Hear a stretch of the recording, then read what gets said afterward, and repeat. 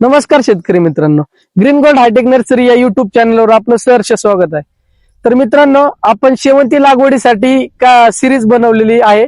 तर मित्रांनो, त्याच्यामध्ये पार्ट 1 जो आहे त्याच्यामध्ये आपण शेती मशागत पासून ते बेड मध्ये खत टाकणे, बेड बुजवणे इथपर्यंत बऱ्याच गोष्टी शिकलेलो आहेत।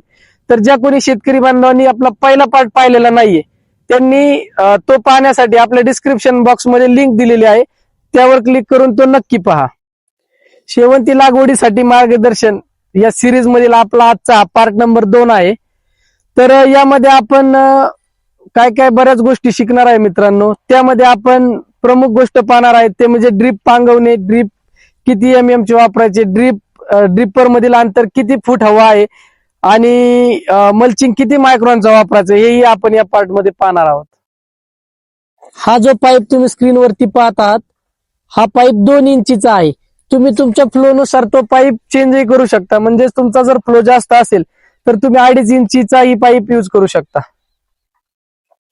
हे जे तुम्ही माझ्या हातामध्ये ड्रिप पाहताय तर ह्या ड्रिपला पेप्सी ड्रिप असे म्हणतात। मित्रांनो, तुम्ही लॅटरलही यूज करू शकता, पण लॅटरलची कॉस्टिंग थोडीशी जास्त जाते, तसेच त्याची लाईफही जास्त आहे। पण कमी कॉस्टिंग कमी खर्चामध्ये जर आपल्याला करायचं असेल तर आपण पेप्सी ड्रिप वापरू शकतो। माझ्या हातामध्ये हे जे पेप्सी ड्रिप आहे याची दोन्ही ड्रिपर मधील जे अंतर आहे हे 1.25 फुटी आहे आणि हे 16 MM ची पेप्सी ड्रिप आहे आणि या पेप्सी ड्रिपचा डिस्चार्ज 4.5 लिटर तासी आहे।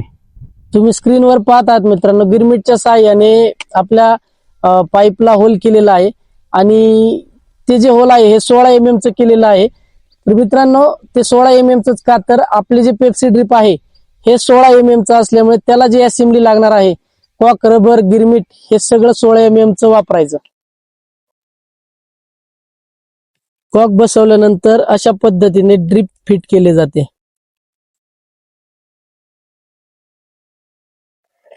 तुम्ही स्क्रीनवरती पाहू शकता ड्रिप कशा प्रकारे अंथरलं जातं। अशा पद्धतीने पूर्णपणे ड्रिप आपल्याला बेडवरती अंतरून घ्यायचं आहे। पांगवलेले ड्रिप बेडच्या मध्यभागी घेऊन काठीच्या साहाय्याने ओढून बांधावे लागते। तुम्ही पाहू शकता कशा प्रकारे त्यांनी काठीच्या साहाय्याने ड्रिप ओढून बांधलेले आहे। तुम्ही स्क्रीनवरती पाहू शकता आपली पूर्ण प्रोसेस आता कंप्लीट झालेली आहे आणि आता यावर आपल्याला 25 मायक्रॉनचा मल्चिंग हातरून घ्यायचा आहे। मित्रांनो, मल्चिंग टाकण्याचं काम चालू झालेलं आहे आणि तुम्ही स्क्रीनवरती पाहू शकता मल्चिंग कशा प्रकारे अंथरला जातो। तर मित्रांनो, मल्चिंग मध्ये 20 मायक्रॉन, 25 मायक्रॉन आणि 30 मायक्रॉन अशा बऱ्याच प्रकारचे मल्चिंग येतात। तर मित्रांनो, 20 मायक्रॉनचा जो मल्चिंग आहे तो थोडा दीर्घकाळ चालत नाही, पण जो 25 मायक्रॉनचा आहे तो आपल्या बजेटमध्ये पण आहे आणि थोडा दीर्घकाळ पण चालतो। त्याच्यामुळे शक्यतो 25 मायक्रॉनचाच मल्चिंग तुम्ही यूज करा।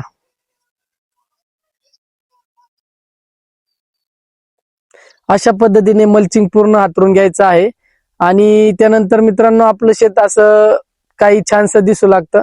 आणि मित्रांनो, आपण या चालू पार्ट मध्ये भरपूर काही गोष्टी शिकलेलो आहे। त्यामध्ये ड्रिप कोणतं वापरायचं, किती MM चं वापरायचं, मल्चिंग पेपर किती मायक्रॉनचा यूज करायचा, अशा बऱ्याच काही गोष्टी आपण शिकलेलो आहे।